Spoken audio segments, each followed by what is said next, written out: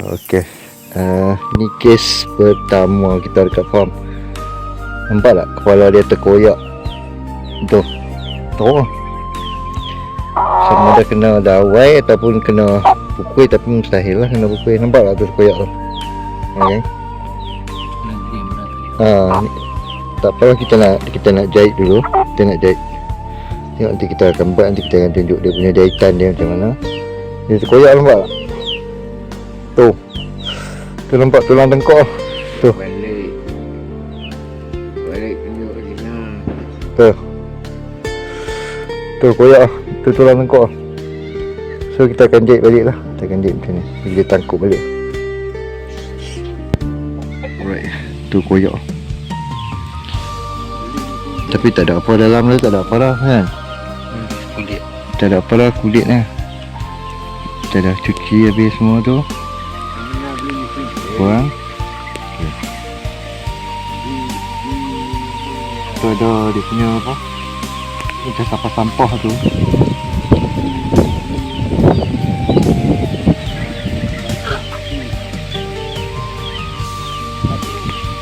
Kena buang dulu. Tak gini dah kita dah.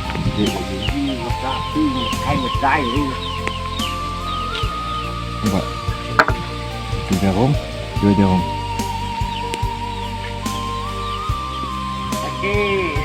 Dan kulit. Bismillahirrahmanirrahim.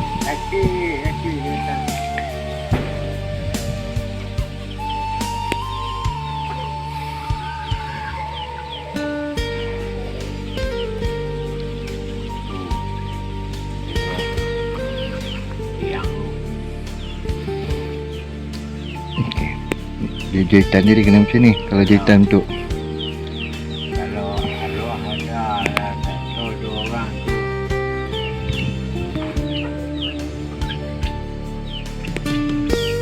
hari-hari dia mari. okey, siap satu. Anak yang tangguh lebok. Okey, ini akhir lah. Jangan tak akhir. Bismillah.